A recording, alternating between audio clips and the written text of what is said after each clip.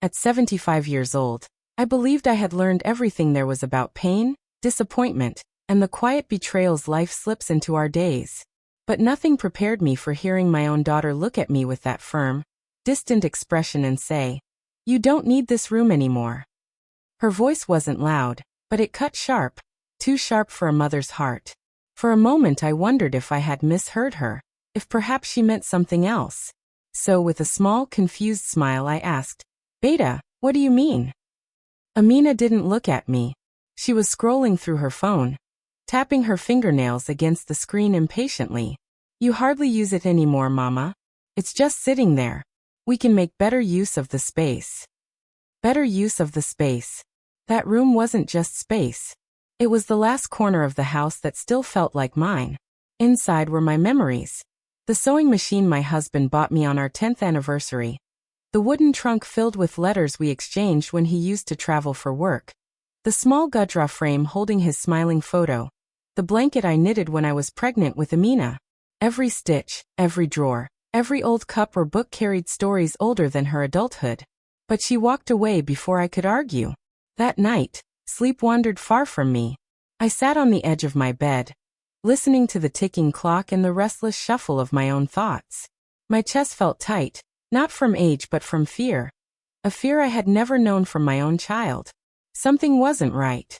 She had grown distant in the last few months, sighing when I asked small things, growing irritated when I forgot something.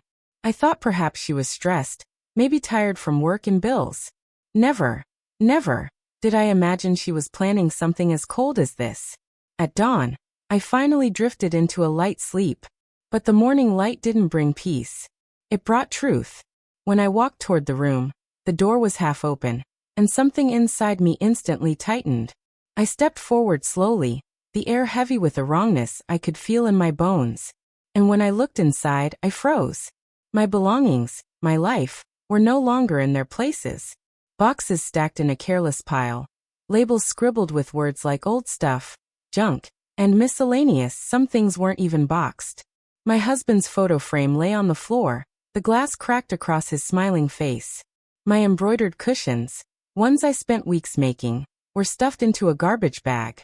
My letters, hundreds of them, sat scattered on the table like torn leaves. The entire room had been stripped bare. The curtains replaced.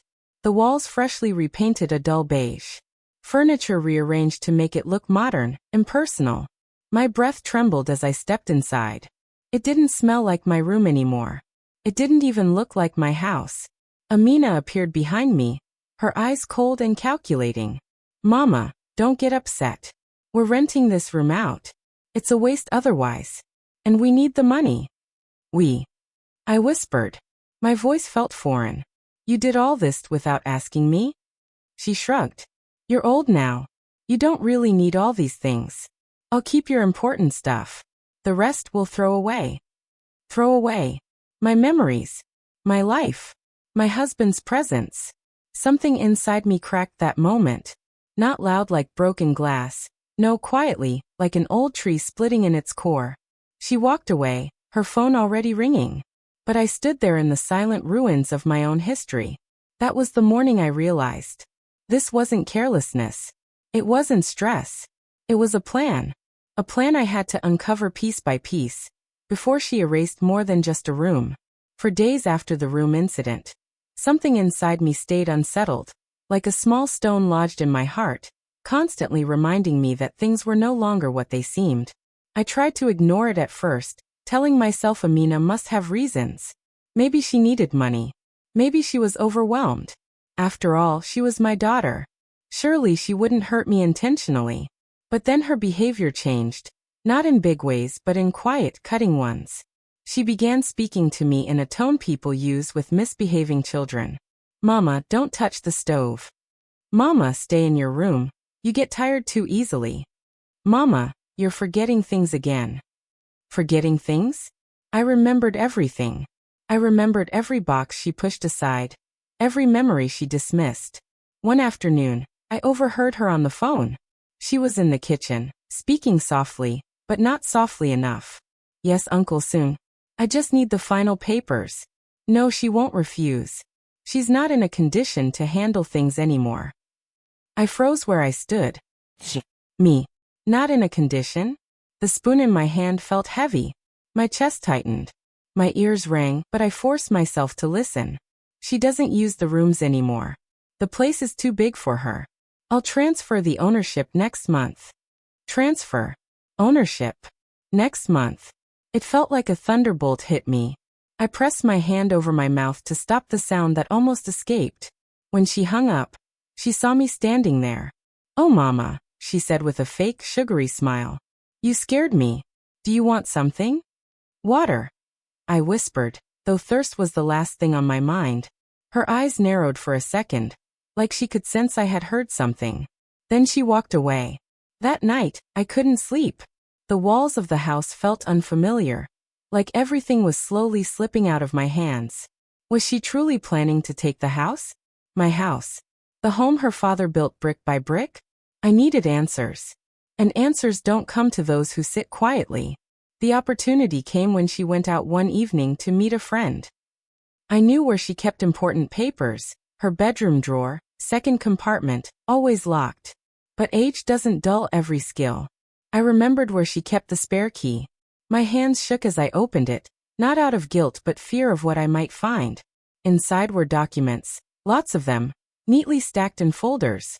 At first I saw harmless things, electricity bills, medical prescriptions, bank forms. But then I found a thick file labeled property and legal. My chest tightened as I opened it. There were application forms for property evaluation, transfer requests, and even a draft of a document declaring me mentally unfit to manage property matters. The date was recent, too recent. My breath quickened. Another page had my signature. Except it wasn't mine. It looked strangely shaky, almost like someone tried to copy my style, but had never signed my name enough times to get it perfect. Under that, I found printed WhatsApp messages. "Amina. Once the house is transferred, you'll get the first month's advance." Landlord. Can she object? Amina. No. She barely understands paperwork. Barely understands? I felt sick. I sat on her bed and pressed my hand against my chest to calm the rising panic. But then another emotion slowly replaced panic. Anger. A deep, old anger. One that comes from betrayal by someone you would have died for. She wanted to take everything, while I was still alive, breathing, watching. And she thought I wouldn't understand? She forgot who taught her how to read, who taught her how to write, who taught her how to sign her own name. I put the documents back carefully. Not because I wanted to protect her. No. Because I needed proof. Evidence. A plan. As I closed the drawer, my reflection in the mirror caught my eye. I didn't see a weak old woman. I saw a mother who had been pushed too far. A mother who, for the first time, realized her own child wasn't her protector. She was the threat.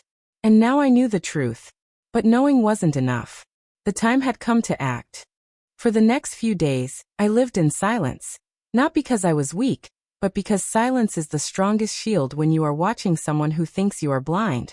Amina moved around the house with confidence, humming, making calls, planning renovations, speaking as though she already owned the walls and floors.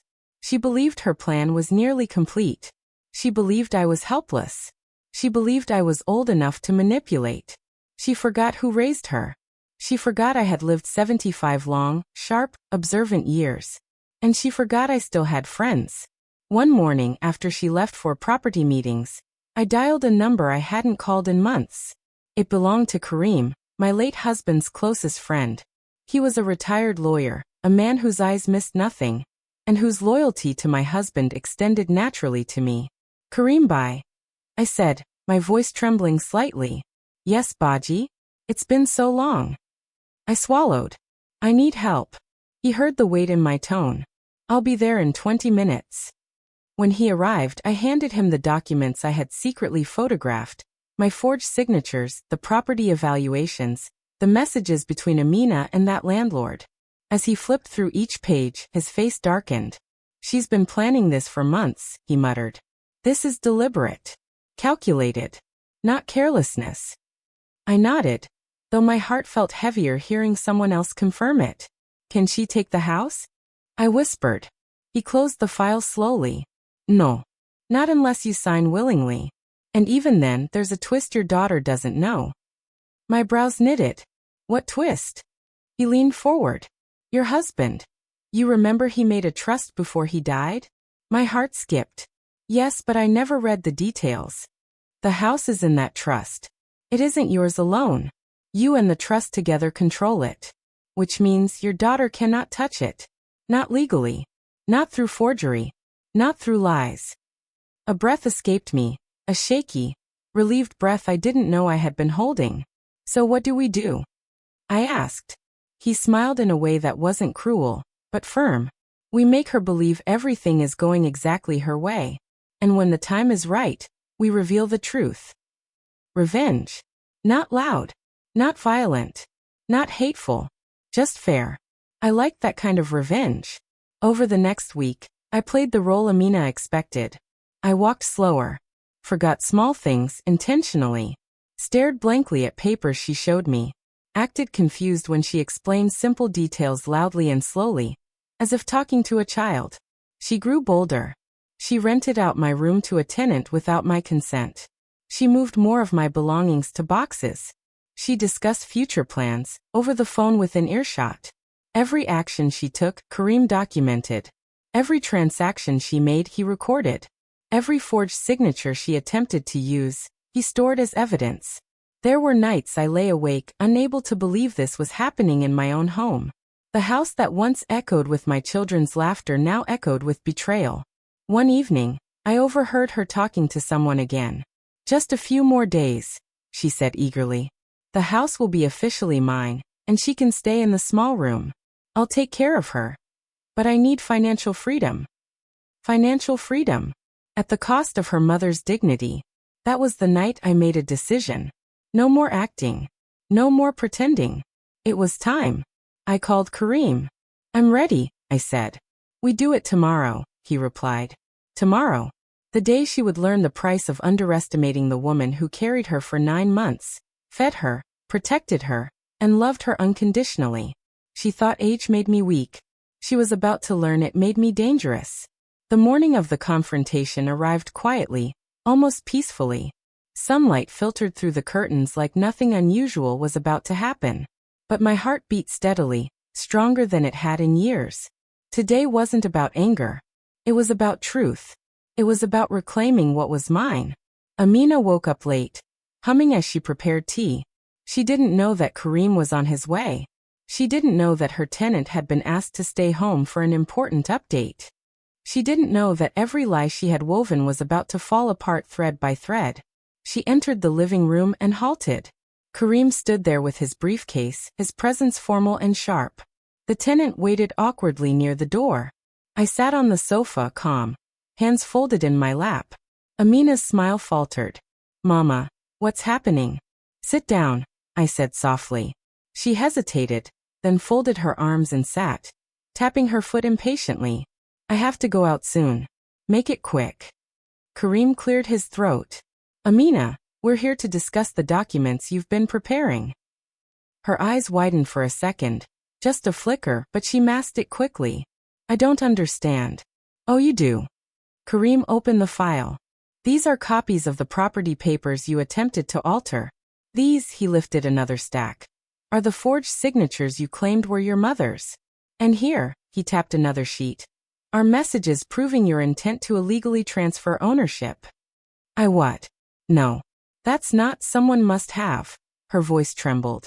I looked at her, not with anger, but with a pain deeper than anything she could imagine. I heard everything, Amina. Every phone call. Every lie. Every plan. She stood abruptly. I was doing this for us. For our future. For your future. I corrected quietly. You didn't even ask me. You didn't think I deserved a choice. Her mask crumbled. You don't use the house. You're old. I'm the one struggling, not you. I am old, I said, my voice steady. But I am not dead. And I am not stupid. Kareem stepped forward. Legally, you have committed forgery, attempted fraud, and illegal rental without consent. Charges can be filed immediately. She gasped. Mama, you wouldn't do that to your own daughter. I sighed a long, heartbreaking sigh. I never wanted this.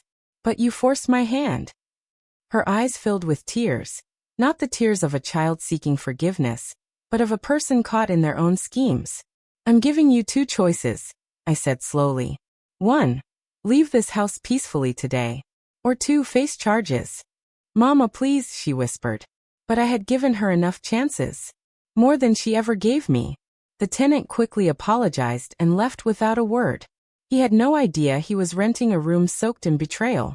Amina's sobs grew louder. She packed her bags in a hurry, tears dropping onto the clothes she had folded so often while planning my future without me. When she reached the door, she turned. I did everything for you, she lied through trembling lips.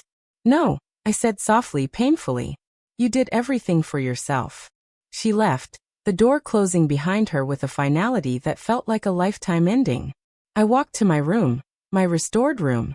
The furniture was back in its rightful place. The curtains I had stitched years ago hung softly. Kareem had repaired the frame of my husband's photograph. I placed it gently on the shelf. Sunlight warmed the floor. For the first time in months, the house felt like mine again. I sat on the bed and closed my eyes, not in sorrow, but in relief. A daughter's betrayal can break a mother's heart, but a mother's strength can rebuild it. She tried to take my space, my dignity, my memories. Instead, I took back my life. Revenge wasn't loud. It wasn't cruel. It was justice, quiet, steady, and final. And it tasted sweet.